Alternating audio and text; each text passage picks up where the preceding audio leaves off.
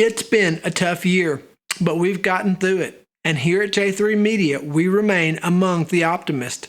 Today, I want to share some essential lessons that I've learned in the last year to help you make the next 12 months the best they can be. Sure, it hasn't been the best year ever for the world in general, but let's look on the positive side. As creatives, we spend every working day doing what we love in a profession with more opportunities to progress than most. Despite all the setbacks, we've worked hard throughout 2022, kept our clients happy, and found ways to stay creative and more motivated. In short, we should be damn proud of ourselves and our efforts. Plus, whether your personal year has gone well, badly, or somewhere in between, you'll have learned some important lessons that will help you become better at what you do in the months and years to come. With that said, every individual will have had a different experience in 2022, so the lessons each of us have learned will vary considerably. So I figured it would be useful to combine all these lessons and share them with you, the creative community. Remote work isn't always the best way. Most of us have been doing much more remote work over the past year, but that's not always best for our mind or our creativity. Sure, some of us may be happy designing away on our own at certain stages of the design process, but looking back, it's important to realize how much we learned through osmosis and by chatting and collaborating with other talented creative people. So consider being a part of something bigger in 2023. Make it a mission to put in extra effort to get involved in the creative community, meet others, and have some fun. A drink, a laugh, a shared experience, they can all be as valuable for projects as the work itself. Remember that tough times demand flexibility. Even in the most stable of times, the best laid plans go awry. And in the noise of 2022, that truism had become more relevant than ever. So, one of the biggest lessons we've all learned in the last year has been to expect the unexpected and stay flexible in our approach to both work and life. The last few years, particularly with the pandemic and then the economic turmoil that followed, have proven that you really cannot plan anything. So I've learned that it's important to be flexible, resilient, bold, and to never stop refining your skills.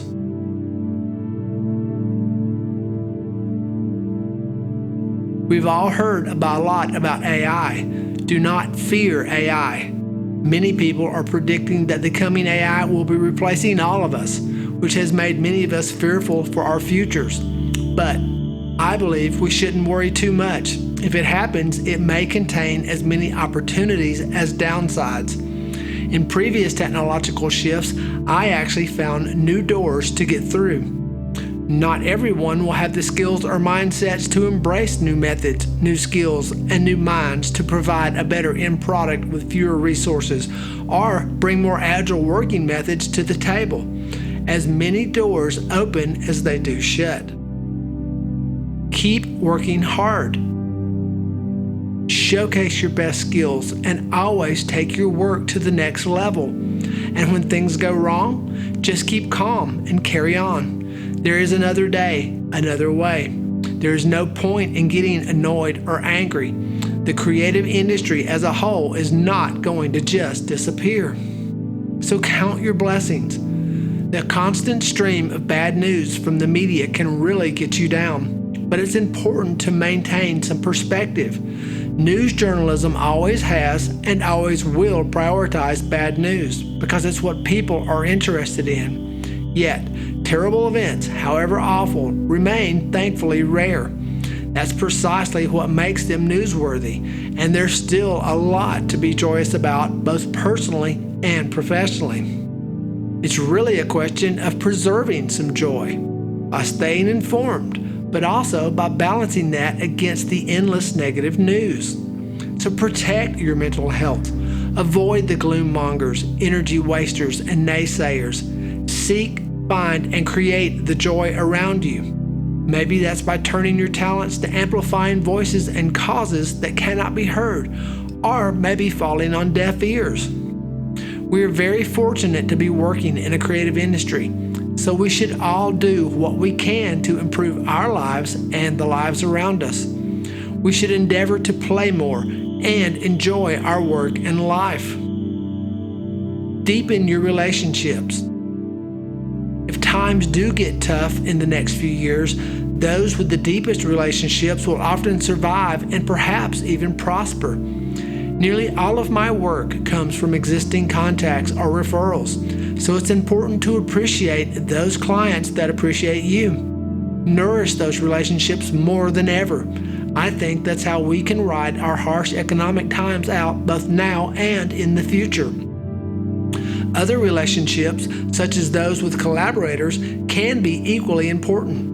I think next year will be a time for specialists working together, building teams of experts, and not faceless monolithic studios. We should all be meeting more people physically when possible from all walks of life and widening our net and collaborating more and with more forward thinking from more creative people.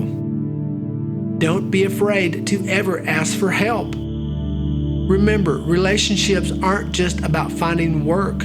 They also come in handy when we're having problems and need support. We can all benefit from simply asking for help when we're hung up on things. Additionally, we should remember to nurture our relationships more, check in more often with our peeps, and be a resource without any reciprocity required. A great colleague can clearly see what we miss due to our inherent blind spots. Think about who you want to be. With the world in constant motion and change, many of us have realized that the careful plans we've laid out for our careers might be blown a bit off course. But there's a positive flip side to that. It's forcing us to think more deeply about what we really want and who we really want to be. I think a lot of designers are questioning what they are working on and who they're doing it for. We have higher expectations from projects, clients, the benefits, and the working practices. Time feels like it's a speeding up, so we should all make the most of every day and work out where to invest our energy and with whom. Part of that for many has been rediscovering their inner passion. I've come to realize that the current artists I admire most have one thing in common, and it's not style, medium, or subject matter. It's that they are unequivocally themselves.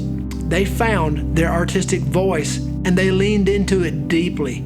That is what inspires me. And in that light, some creatives are taking a step back rather than making a grand career plan and rigorously pursuing it. The lesson here is that growth is sometimes under the ground, unheard and unseen, but offering opportunities to the aware and the persistent. So listen and be less clamorous for doing more and be more open to just being and learning. Creativity doesn't always happen when you're working. So my advice to others is to let ideas run freely in your head and remember that life should be fun and fuel your work. So double down on your passions. It's okay if some of your work isn't making money. That's a sacrifice many are willing to take to develop more fully as creatives.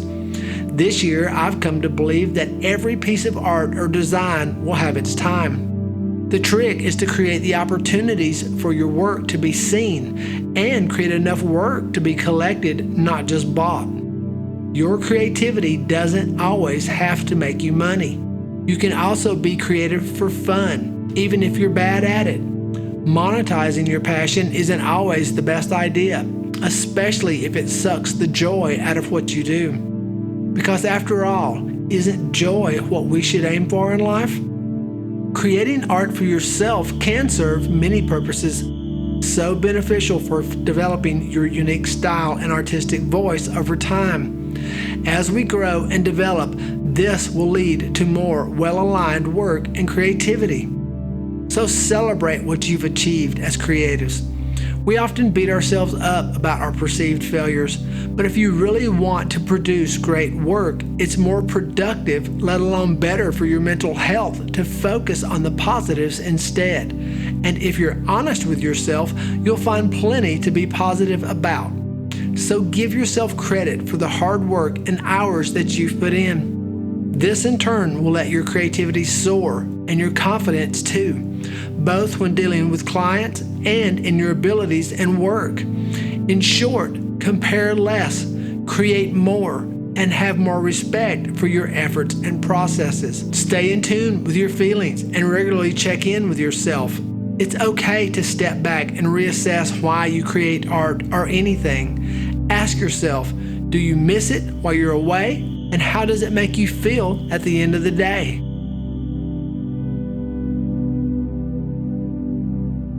Focusing on personal work can be a great way to reinvigorate your passion for creativity. But that said, there's not always time. So if that's the case, don't beat yourself up. It's okay to take time to not be creating. The lesson here is that your productivity is not your worth. Just because you're not creating all the time doesn't diminish what you've already accomplished or will accomplish in the future. And remember, above all, that you don't need to be working all the time that you're awake. Slow down more and embrace the downtime. It's really useful to recharge and reorganize. So stay optimistic for this year. It's always darkest before the dawn, as the saying goes. The uncertainty of everything this year has had a profound effect on many of us creatively. Thankfully, as creatives, we are able to flex, flow, and fly with uncertainty. So always remember that and use it as a catalyst to create new, amazing art opportunities for yourself.